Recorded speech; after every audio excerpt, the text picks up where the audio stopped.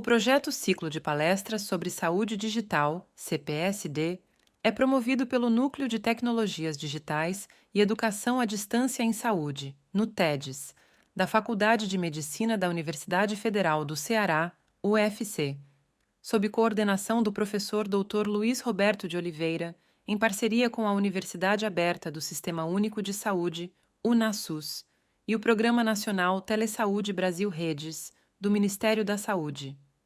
Objetivos do projeto CPSD: qualificar os trabalhadores da rede de atenção à saúde, promover a cultura de práticas e ensinagem em saúde digital, prover a governança e a sustentabilidade do Sistema Único de Saúde por meio das tecnologias digitais da informação e comunicação.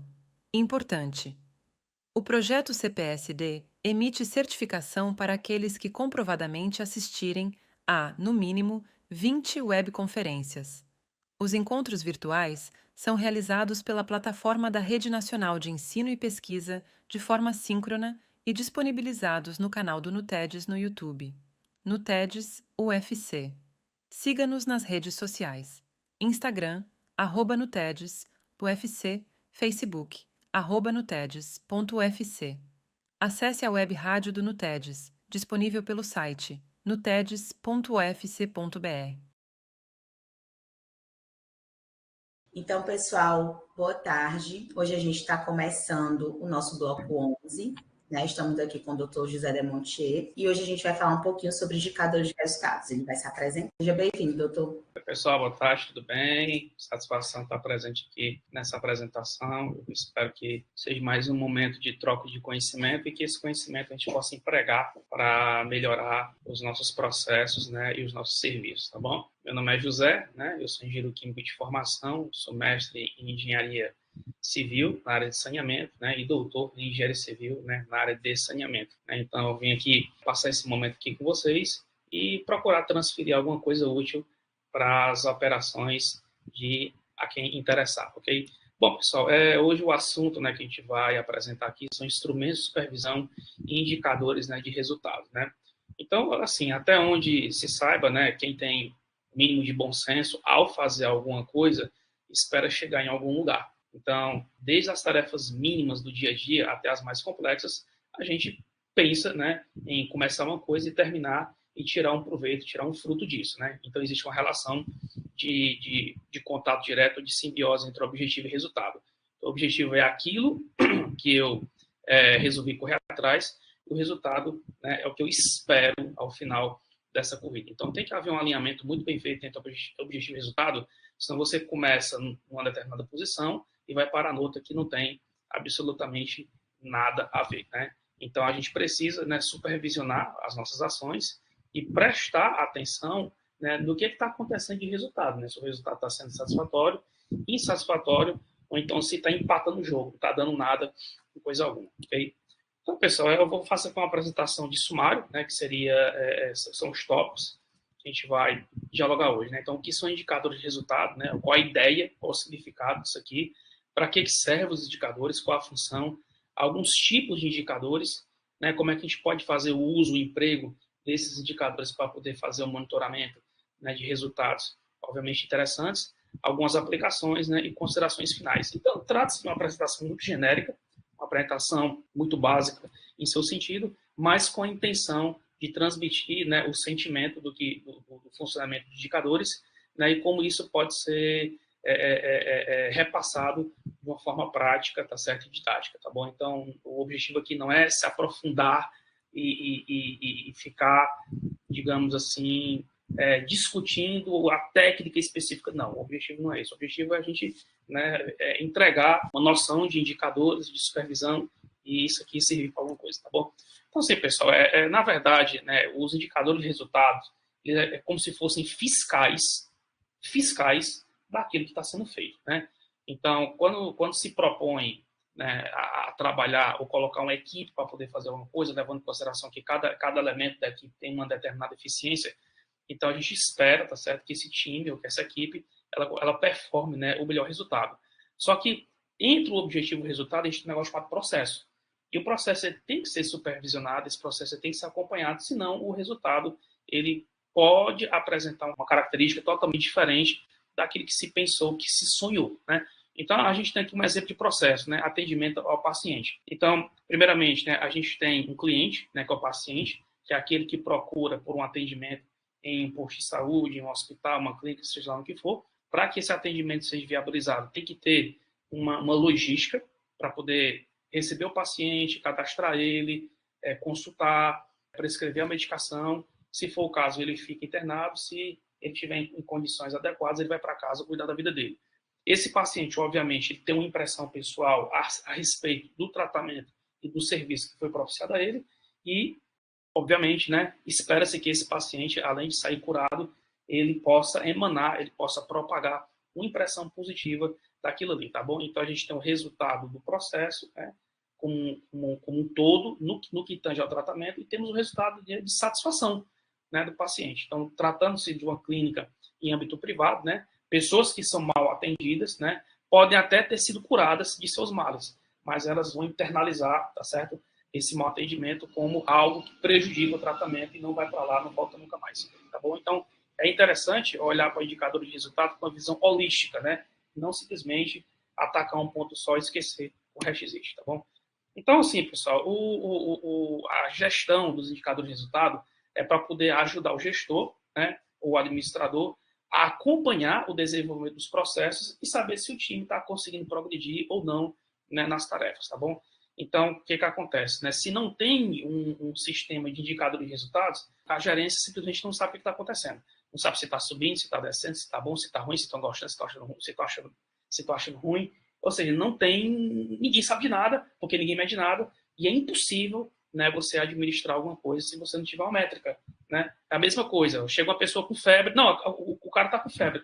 Você está com febre quanto? Ele está com febre, está febril, ou ele está com a temperatura normal? Não, não sei e tal. Eu acho que está. Então, esse eu acho que não resolve nada. Então, pega-se o termômetro, né, mede-se a temperatura, e com base em escalas, você consegue tomar uma decisão, né, e saber se esse camarada está acometido por alguma infecção, coisa do tipo, ou então se ele estava em um ambiente quente, isso daí elevou a temperatura corporal dele, mas depois esfria, ou então se ele está com a temperatura normal. Então, acaba sendo, né, um indicador. Né? Então, o termômetro ele é um indicador e com isso você sabe o que fazer, não, né, trabalhar no achismo. Né? Então, trabalhar no achismo, né, não leva a nada com coisa alguma. Aqui a gente está vendo um dashboard de Power BI. Né? Hoje o Power BI é uma das ferramentas mais utilizadas, né, no gerenciamento de resultados. Ele é um supervisor de indicadores, e com o Power BI você consegue, né, ter várias métricas ao mesmo tempo, né, de satisfação, de atendimento, de quantidade vendida ou devolvida, de retrabalho, de churn rate. Né? Churn rate seria perda de clientes. Então, você tem um empreendimento, esse empreendimento todo mês saem clientes, mas está saindo uma taxa de quanto, né? Então, você tem que ter um indicador para isso, indicador de satisfação. Então, você tem uma série de coisas, né, que você, né, ou no âmbito público ou privado, você precisa supervisionar para que você possa colocar a mão em cima e fazer alguma coisa, né? Então, trabalhar sem indicadores é como se fosse voar no escuro. Você pode pousar, entre aspas, em segurança, então você pode bater no morro, né, e vir a perecer, tá certo? Então, é um risco que não compensa, né, trabalhar sem indicadores. Aqui eu trago alguns tipos de indicadores de resultado. Né? O primeiro tipo de indicador de resultado que eu trago aqui é a avaliação de desempenho. Né? Então, na avaliação de desempenho, um deles é o feedback. Né? Então, o feedback, embora não seja um indicador expressamente, digamos assim, quantitativo, né? Ele é mais qualitativo que quantitativo, você consegue, digamos assim, mensurar, tá certo, o rendimento do seu colaborador. Tá bom? Então, o feedback, na prática, ele pode te ajudar como um indicador de resultado no tocante ao desenvolvimento humano. Tomada de decisão, né? Então, as tomadas de decisão são baseadas em quê? São baseadas em números, né? Então, você pode fazer um emprego de indicadores específicos, como indicador de produção, como indicador de qualidade, como indicador de satisfação do cliente, que é o NPS, muito conhecido, né? Net Promoter Score, e você tomar uma decisão. Exemplo, nós temos duas lojas que vendem o mesmo produto. Então, você tem uma loja que está com indicador de satisfação de atendimento ao cliente péssimo, e você tem uma segunda loja que está com indicador de satisfação do cliente altíssimo. Qual vai ser a tomada de decisão para melhorar a situação? Vai ser no que está dando certo ou no que está dando errado? Vai ser no que está dando errado. Mas se você não tem indicador, você vai fazer o quê? Você vai adivinhar? Você vai jogar búzio? Não vai, né? Então você precisa pegar e ter um campo de visão para que você possa fazer alguma coisa. Então esse é o sentimento que eu quero transmitir. O sentimento é indicador de resultado é para que você possa fazer alguma coisa por aquilo que está morrendo. Porque o que está dando certo vai continuar dando certo, ou pode, e o que está se acabando, entendeu? Se você não fizer alguma coisa, vai, né, o raio que o parta, tá bom? Então, o sentimento é esse, né? Melhorar o que já está bom, mas pela hora, né, salvar o que está se acabando, tá bom? Então, esse é o sentimento que eu queria transmitir. Isso aqui, pessoal, é uma matriz muito conhecida, fácil de se operar, que é a matriz Gucci. Ela recebe esse nome, Gucci, porque você tem G de gravidade, U de urgência e T de tendência. Isso aqui, querendo ou não, acaba sendo um indicador de resultado. Não necessariamente um indicador de resultado, mas isso daqui lhe auxilia na gestão de processos para que você possa tomar decisões acertadas e melhorar seus resultados. Então, se você tem vários problemas para resolver, e obviamente você não vai resolver todos de uma vez, você elege o primeiro mais importante, em seguida você elege o segundo mais importante, o terceiro, e você vai escalonando até sair do mais importante e chegar no menos importante.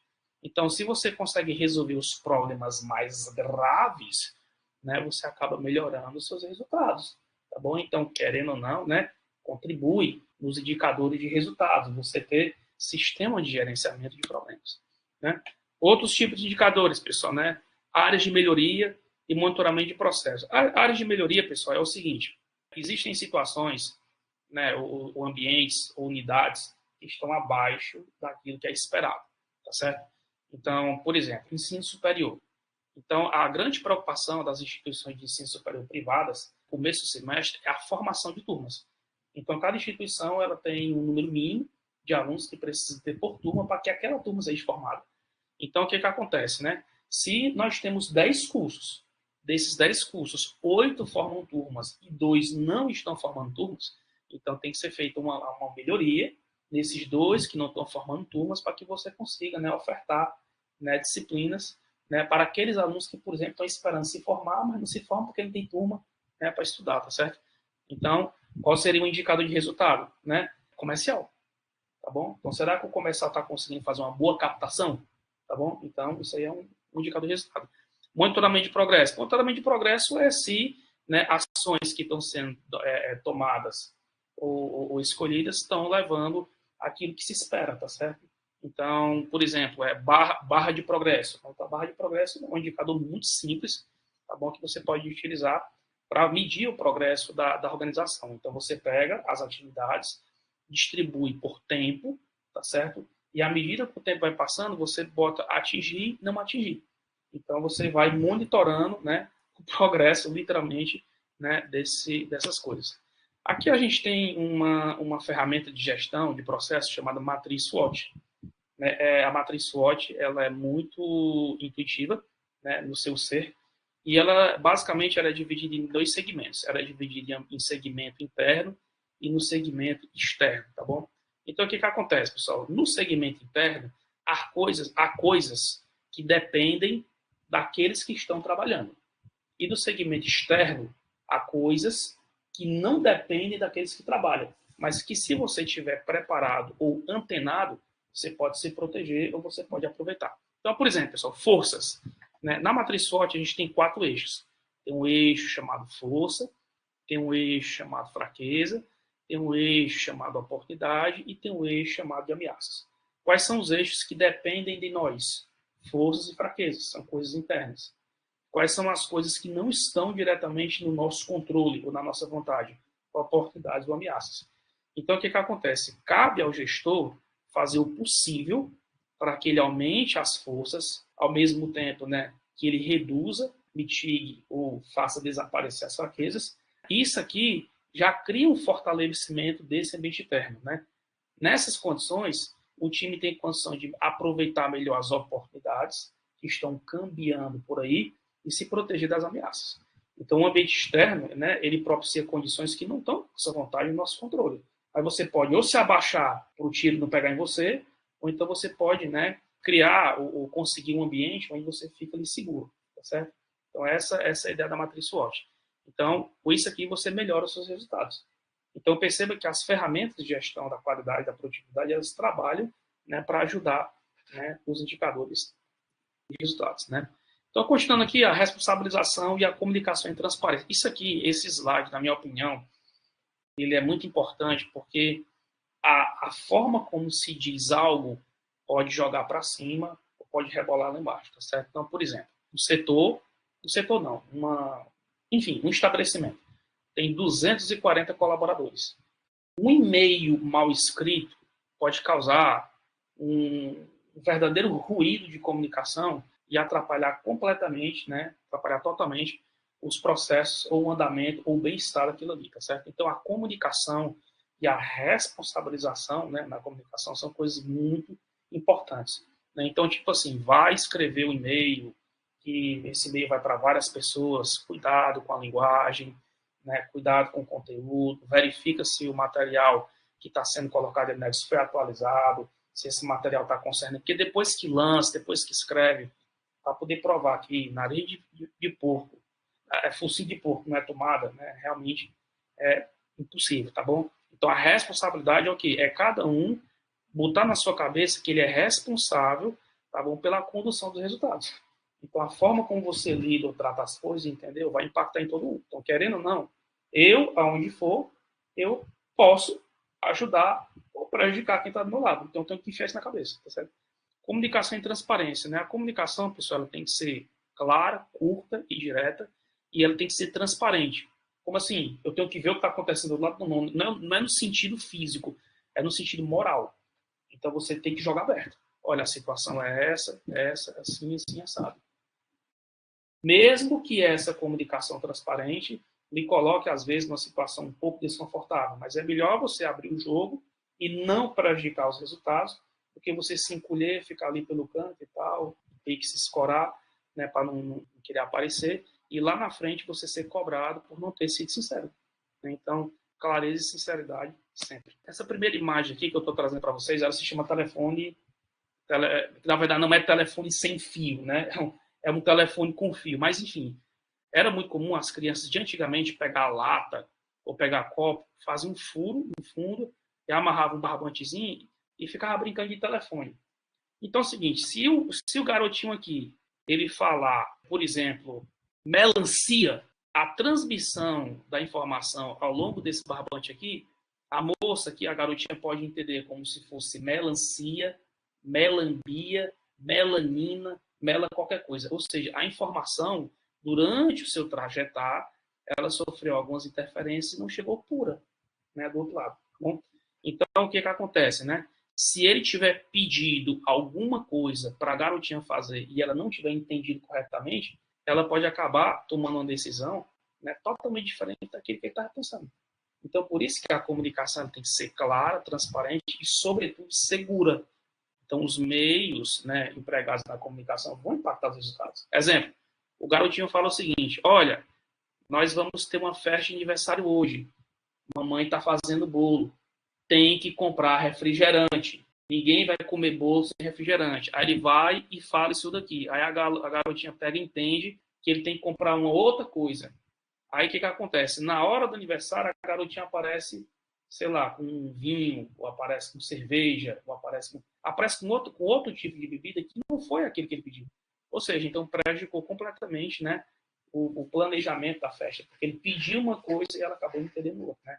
Então, a comunicação, quando ela não é clara, o colaborador pode até fazer alguma coisa, mas faz errado, impacta no resultado e complica a situação. Então, isso aqui precisa, né, ter um indicador de eficiência na segurança da informação. Então, pessoal, para que a gente possa pegar e se aproximar do fim, né, dessa apresentação, como é que a gente pode operar os indicadores? Primeiro, você tem que saber muito bem onde é que você quer chegar, porque tem até um provérbio, não sei se é chinês ou tailandês ou hindu, que quem não sabe para onde vai, a canto nenhum chega. Né? Então, você tem que ter objetivos muito claros, até porque você não tem o tempo do mundo inteiro, nem o recurso, idem, para estar tentando e errando. Você tem que selecionar os indicadores adequados. Não adianta tomar Doril para poder pegar e atacar uma dor que não tem nada a ver com aquilo para o qual o medicamento foi preparado. Então, você tem que, para cada problema, para cada situação, você tem que escolher um indicador adequado. Exemplo, satisfação do cliente. Você não vai utilizar o UE, porque o UE é um indicador que ele é utilizado para você medir a eficiência global dos equipamentos. Ele é um indicador de produção. Então, você utiliza indicadores de produção para a produção e você utiliza indicadores de satisfação de cliente para clientes. Né? Então, se você estiver querendo saber se o atendimento está bom ou ruim, você tem que saber o indicador específico. Então, tem que pesquisar, né? Tem que deixar a preguiça de lado e pesquisar. Você tem que estabelecer metas que um dia aconteçam. Não adianta você sonhar muito alto, querendo chegar na Lua e não chegar. Então, determine um objetivo que você consiga entregar, que é melhor o feito do que o perfeito. Você precisa coletar dados, porque pessoas sem dados é apenas pessoas com opiniões. Então, sem dados, não tem assunto. Você tem que tomar ações corretivas, né, estratégicas, quando você perceber que o negócio não está indo bem. Então, é que nem eu falei agora, uns 10 ou 15 minutos atrás. Você tem 2 unidades. Uma está vendendo muito bem, outra está vendendo muito mal. Não adianta socorrer quem está por cima. Você tem que prestar socorro quem está morrendo. Né? Então, você toma ações corretivas para salvar o que está se acabando. E aprender com os erros, né, e se adaptar ao necessário, tá certo? Agora sim, depende. Existem erros e erros. Há erros que são perdoáveis, né? E há erros que, né, você não tem o que fazer. Tá bom? Então, por exemplo, erros éticos. Né?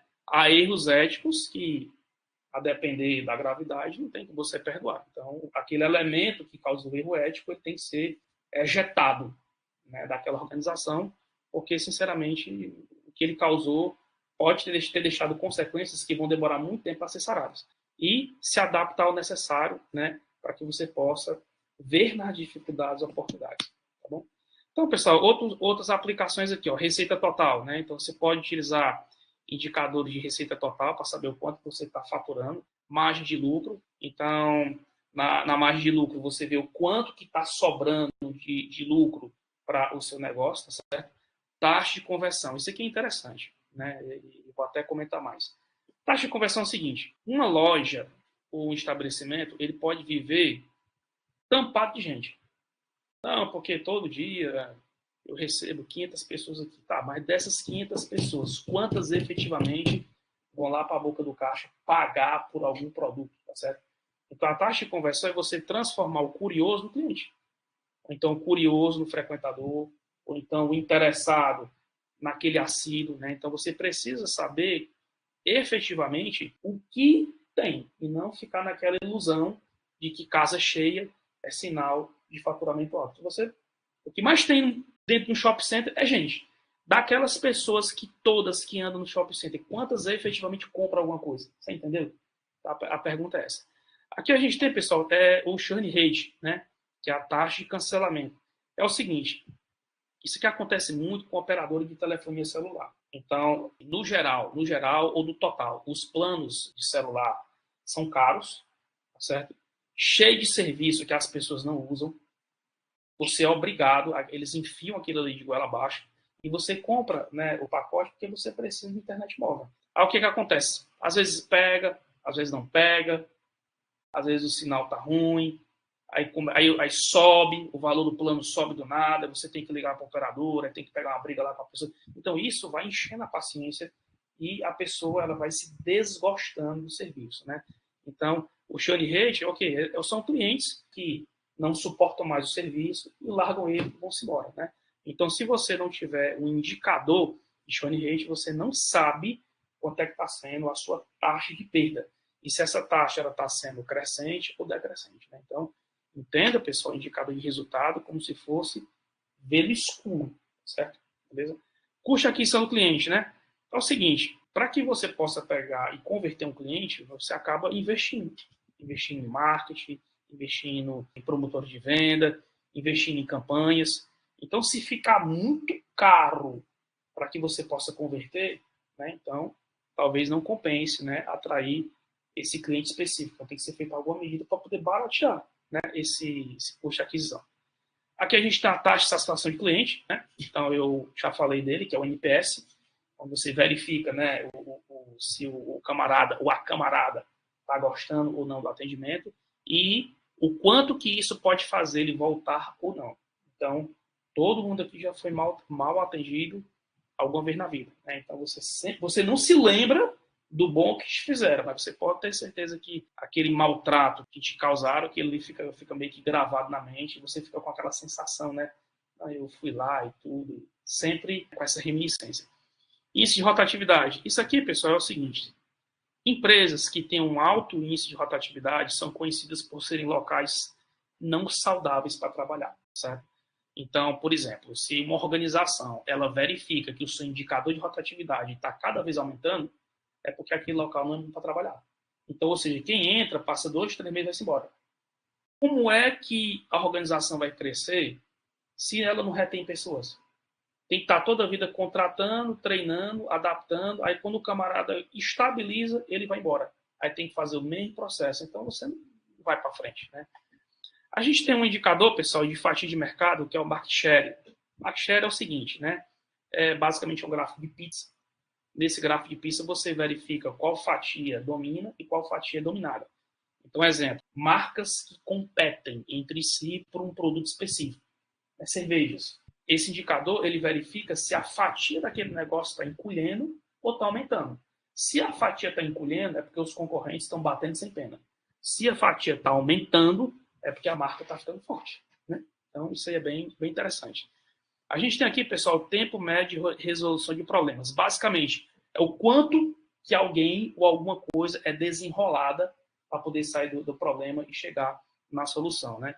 Então, organizações ou setores que trabalham com resolução de problema não pode passar o dia todinho, o ano inteiro, pelejando para poder, né, sair de uma situação. Então, se você está com um tempo médio de resolução de problemas alto, né, alguma coisa tem que ser feita com base nesse indicador para que você possa reduzir esse tempo, né, e entregar mais. Bom, isso aqui que nós estamos vendo, pessoal, é o NPS.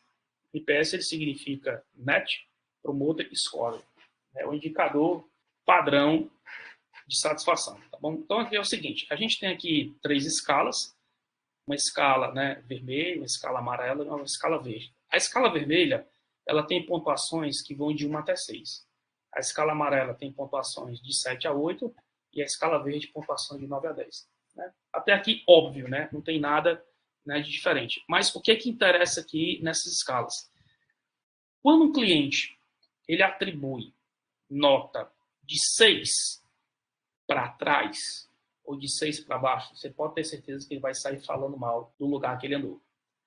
Quando um outro cliente atribui nota entre 7 e 8, para ele, tanto faz como tanto fez.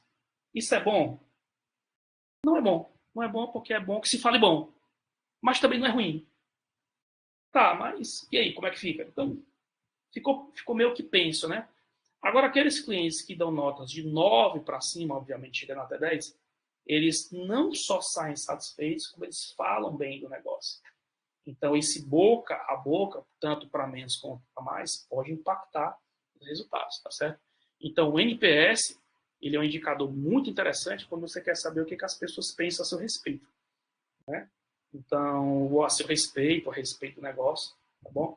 Então, isso aqui é muito interessante. Por quê? Porque a organização, com base nesse indicador aqui, ela vai prestar atenção. Não, peraí. O nosso NPS mês passado deu 6. O desse mês deu 4.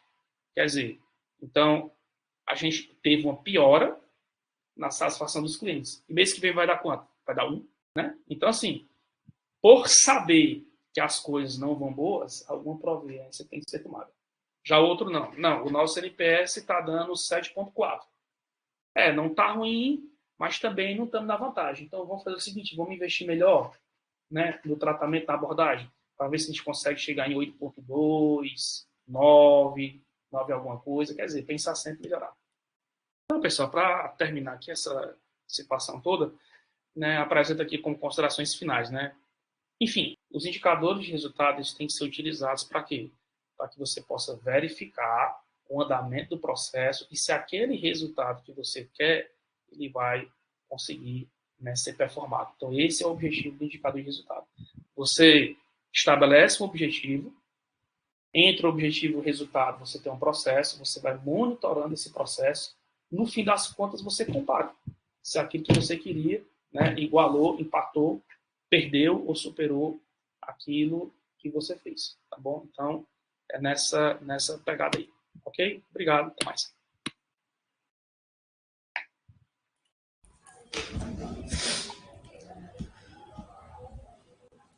Obrigada, doutor José. Foi ótima a explicação. Muito boa mesmo.